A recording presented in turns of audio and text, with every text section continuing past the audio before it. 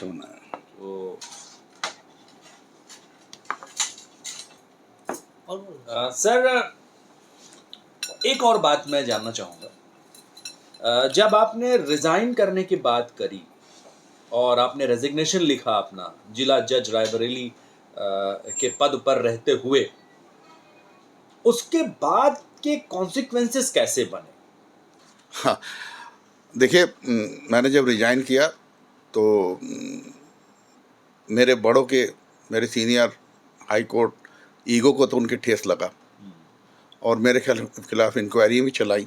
मेरे अच्छा। खिलाफ 3 डिसिप्लिन इंक्वायरी चली और मेरे दोस्तों ने कहा यार ये क्या कर लिया तुमने, तुम्हारे ड्यूज वगैरह सब रुक गए। अरे मैंने कहा रुक गए तो क्या हुआ, रोटी तो मिल ही रही है, हम अपना काम कर रहे हैं। और मैंने इंक्वायरी झेली। और मैं आपको एक और बात बता दूं, कई विटनेस उसमें एग्जामिन हुए और अच्छा। मुझसे इंक्वायरी ऑफिसर कहते, इंक्वायरी जज कहते थे क्रॉस एग्जामिन। मैंने कहा नो, मैंने एक लाइन का क्रॉस एग्जामिन नहीं किया, बारी के फ्यू पेजेस। हाँ, मैंने कहा एक लाइन का क्यों, सच्चे हैं क्या क्रॉस एग्जामिन करना किसी को। मैंने कहा no no no no. Ultimately सारी इंक्वायरी मेरी छूटी और सारे मेरे ड्यूज मिले। सच्चा है तो सच्चा है, सच्चे को क्या क्रॉस एग्जामिनेशन करना। तो ये मैंने झेला और मुझे खुशी है कि बिना दाग के मैं सर्विस से अपने निकला। एक और चीज़ बहुत इम्पॉर्टेंट, एक बार पहले भी आपसे इस पर बात हो चुकी है।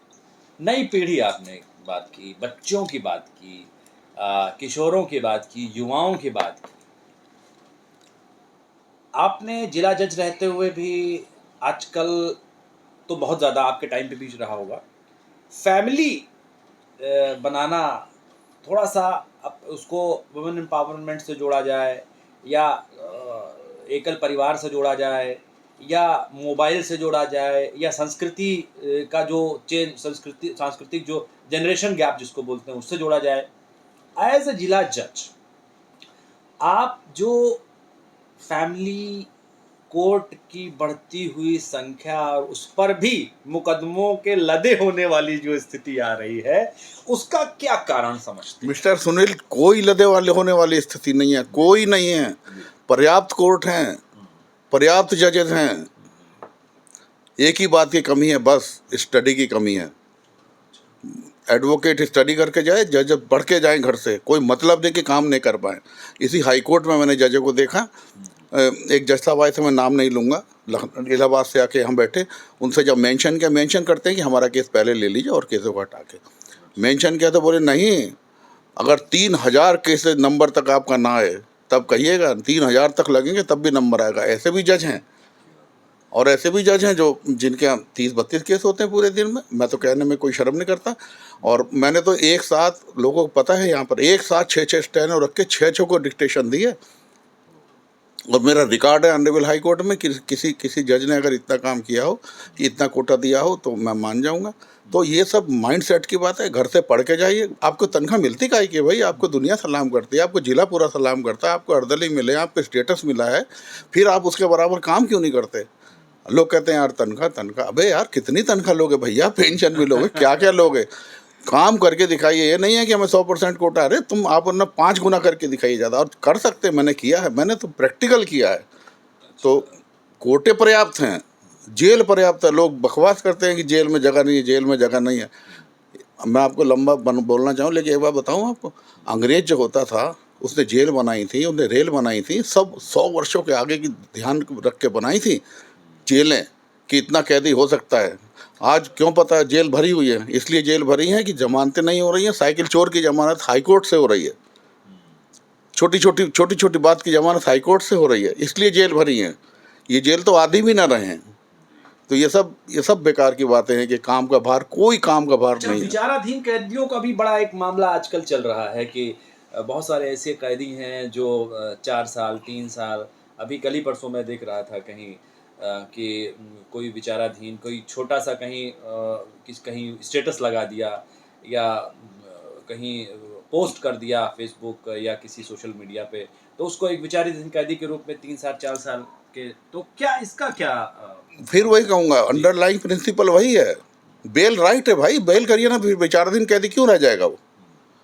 जब जेल में नहीं रहेगा तो विचाराधीन कैदी क्यों रह जाएगा। जब मर्जी उसका मुकदमा तय हो। वो तो जेल में जब रहता है, अननेसेसरी रहता है, तब उसे विचाराधीन कैदी बोलते हैं। आधे से ज़्यादा लोग जेल में रहने लिए नहीं हैं, लेकिन रखा जा रहा है। ये तो देखिए, ऑनरेबल हाई कोर्ट में तो जमानत बहुत विशेष परिस्थितियों में जानी चाहिए। जमानत के मामले तो वहीं से डिस्पोजल होना चाहिए, जिले से ही। और सुप्रीम कोर्ट में जमानत जानी ही नहीं चाहिए। Supreme Court is not meant for granting the bail और रिफ्यूजिंग द बेल। ये तो मैटर अब जा रहे हैं। सुप्रीम कोर्ट तो बना है राज्यों के झगड़े, पानी के झगड़े और आर्टिकल 32 के पिटीशन को तय करने के लिए, 226 की अपील सुनने के लिए ऑनरेबल सुप्रीम कोर्ट इसलिए बैठे थोड़ी है कि हर बात की जमानत सुप्रीम कोर्ट पहुंच जाए। ये देश में सब कुछ इंफ्रास्ट्रक्चर पूरा है। ये बेकार की बात है कि अदालतों की कमी है।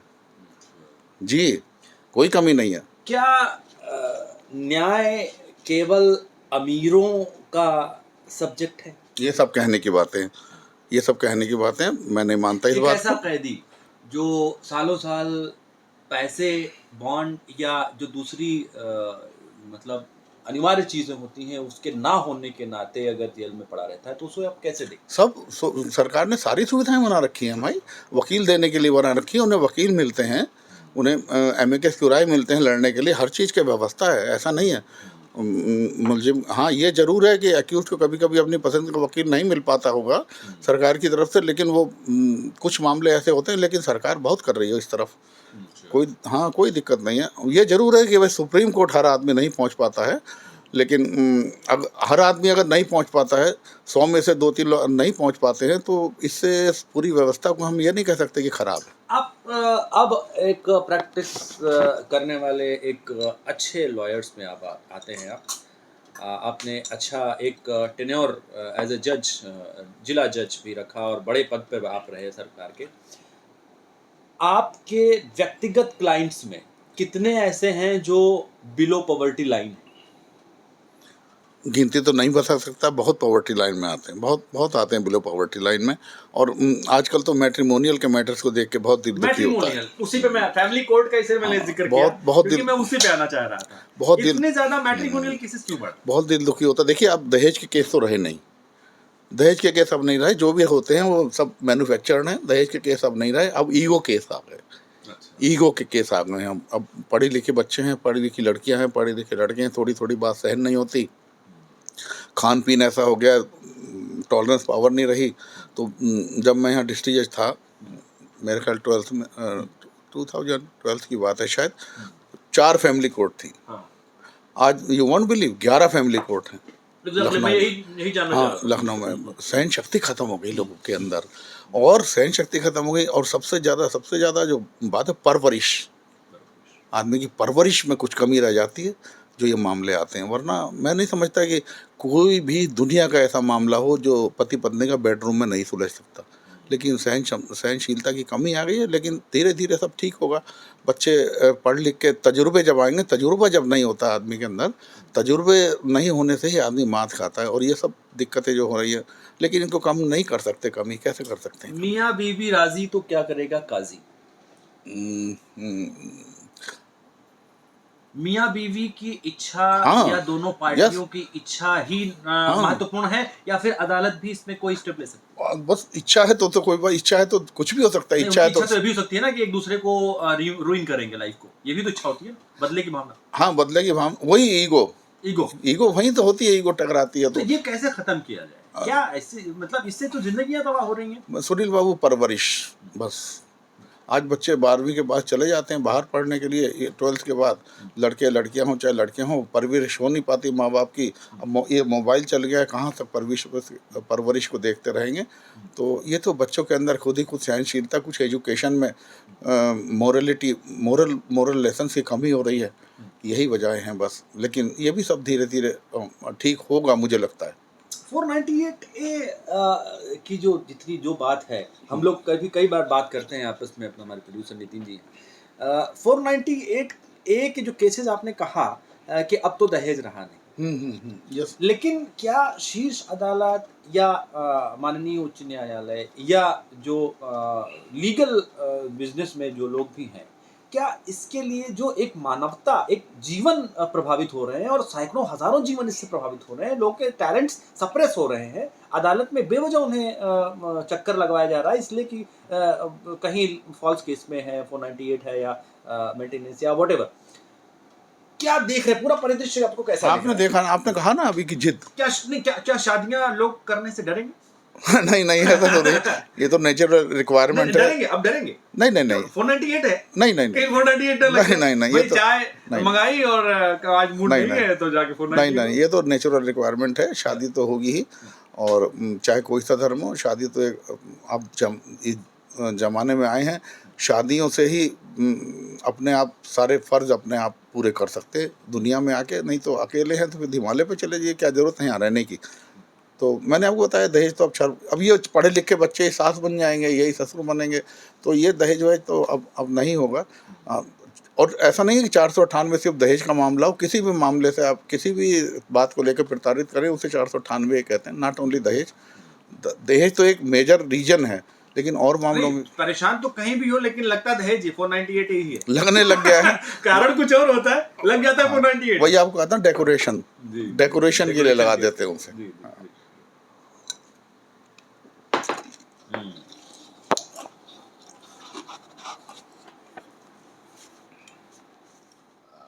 आप सिंगिंग भी करते हैं। जी। मैंने आपको देखा है कार्यक्रम में, आप दिलीप साहब के जन्मदिन पे बड़ी खूबसूरत जो सिंगिंग है वो कर रहे हैं। ये कैसे मल्टी डायमेंशनल कैसे आपकी रुचियां आ जा रही हैं? दिलीप साहब मेरे आदर्श रहे हैं। और एक पीछे आप फोटो देख रहे हैं, राम जेठमलानी जी, ये मेरे व्यावसायिक आदर्श हैं।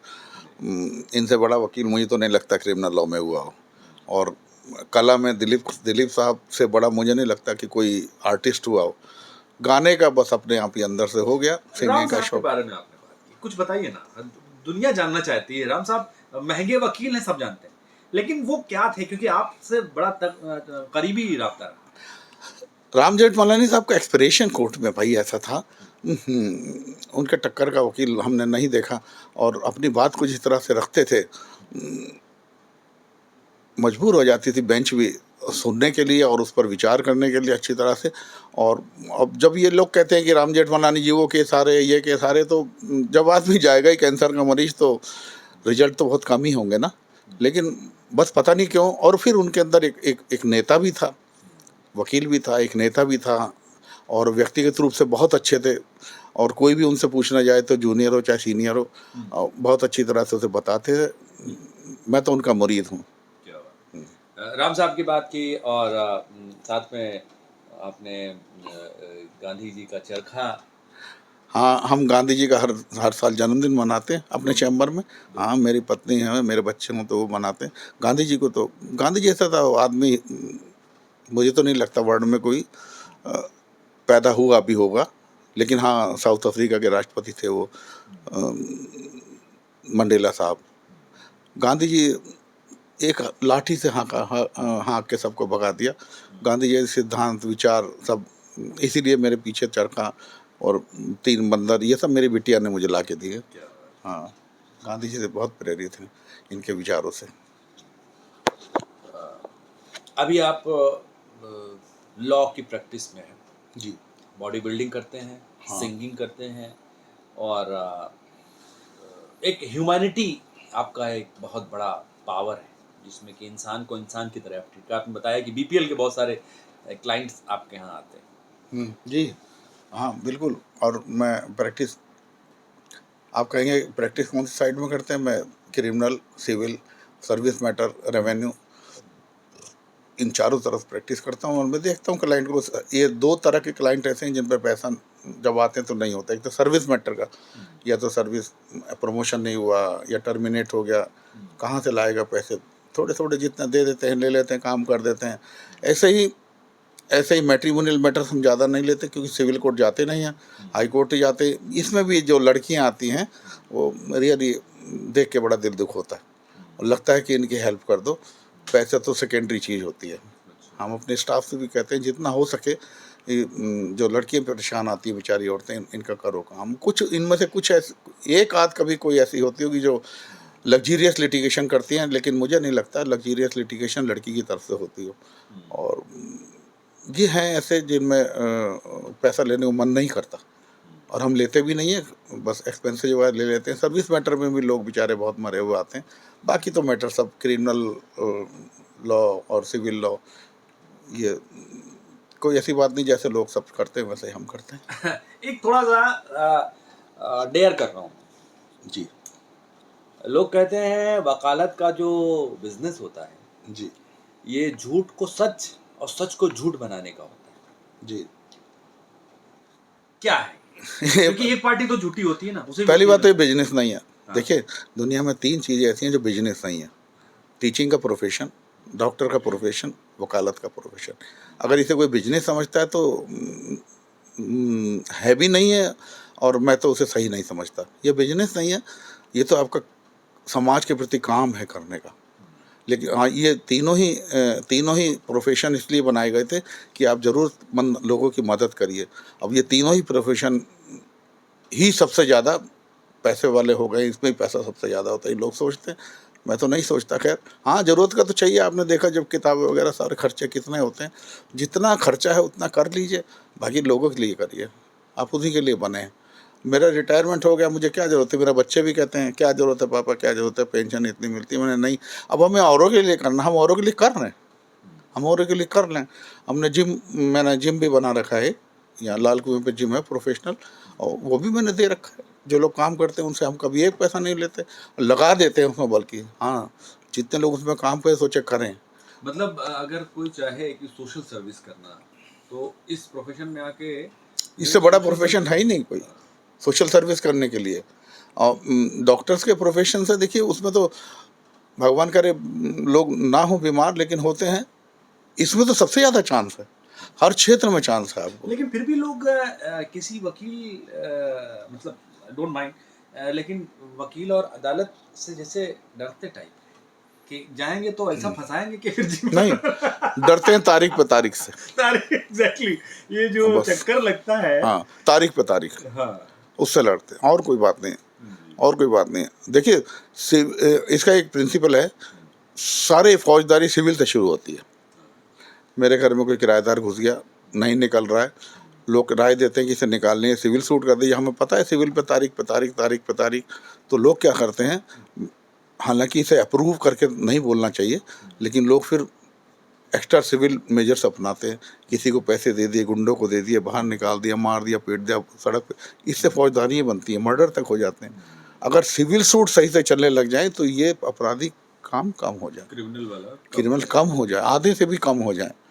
इसीलिए आदमी इसलिए नहीं जाता सिविल कोर्ट में कि वो यार अपनी दाढ़ी किसी के हाथ में क्यों देने, आप डाल दो तो बस ख़त्म हो गया, 20 साल चलेगा। ये जो धारणा हो गई ना आदमी के अंदर, ये बहुत हो गई। फिर मैं कहूँगा जजेस से, जो जजेस डिस्ट्रिक्ट कोर्ट में हैं, जो अपीलें वगैरह आती हैं सिविल की सुनने के लिए, आप घर से पढ़ के आइए उन्हें। घर से पढ़ के जाएंगे तो फैक्ट पे आपको वकीलों को नहीं सुनना पड़ेगा, 2 घंटे की बहस बचेगी। लॉ पॉइंट पे पूछिए, आधे घंटे में काम करिए, ख़त्म करिए। तो ये सब पेंडेंसी है कि तैयारी करके नहीं जाते, और ना एडवोकेट अगर पूरी तैयारी करके जाए, बेंच से भी पूरी तैयारी करके आए, तो मुझे नहीं लगता कि पेंडेंसी रहे, नहीं रहेगी। ये सब नाम मात्र की पेंडेंसी, जानबूझ के और काम करने की ना इच्छा नहीं है, इस वजह सारी पेंडेंसी हो रही है। बाकी इंफ्रास्ट्रक्चर पूरा है। एक अम्ब्रेला क्वेश्चन, कार्यपालिका, व्यवस्थापिका, न्यायपालिका, आज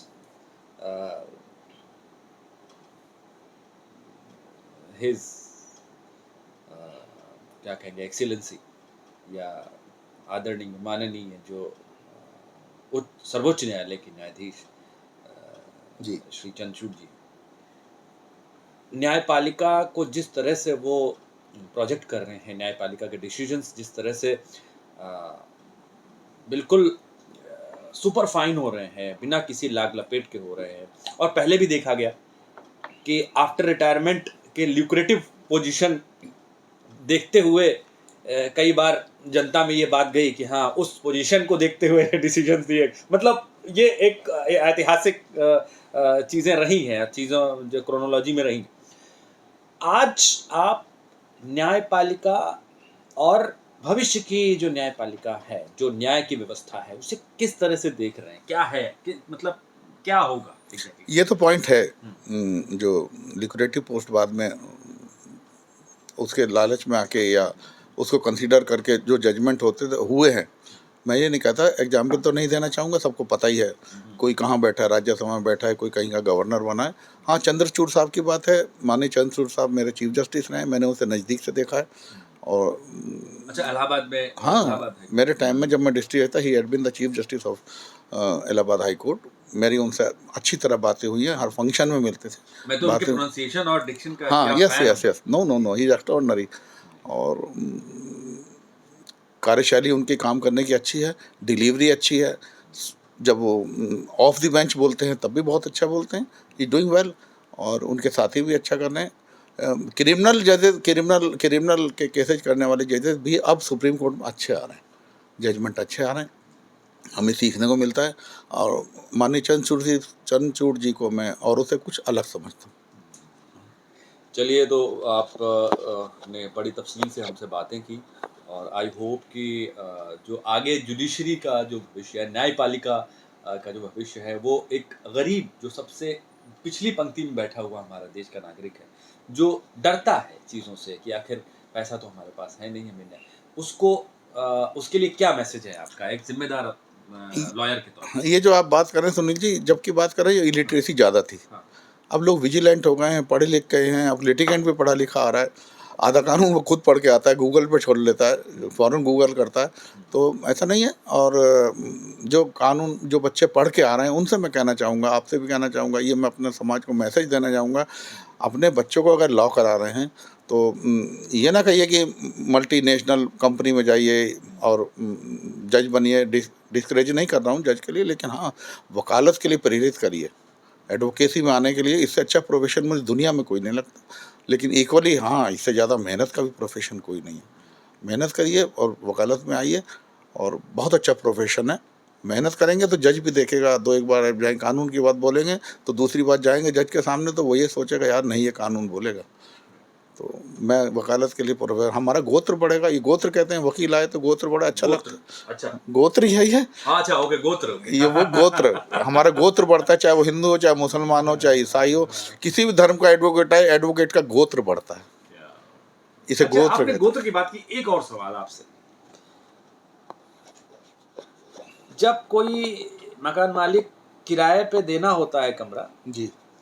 तो कुछ एक ऐसे प्रोफेशंस हैं जिनको किराए पे देने से डरता है, और उनमें वकील भी है। ये कौन से लोग हैं जो वकील की शक्ल में इस तरह का भय बनाए हुए हैं? धारणा बन गई है।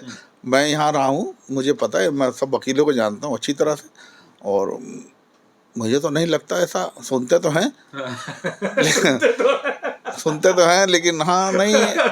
हाँ, बैंक में लोन लेके वकील जब जाता है तो मुझे लगता है कि वो ज़्यादातर मना ही कर देते हैं। अच्छा नहीं है, ठीक नहीं है। और तो क्या है, कौन लोग ऐसे हैं जो इस तरह की इमेज बना रहे हैं? जो वाकई में काला कोट पहने वकालत नहीं करते, प्रोटेक्शन के वकालत में हैं, वो लोग करते हैं। और बाकी जो वकील काम कर रहे हैं उन्हें बेचारे को अपने घर चलाने से फुर्सत नहीं और काम से फुर्सत नहीं, वो कहाँ इन चक्कर में पड़ेगा। तो ऐसा नहीं है। और आपका बहुत बहुत वेलकम, बहुत बहुत कभी धन्यवाद भी सर, आइए। आपके बात करने के लिए। Thank you very much. काट दो भैया।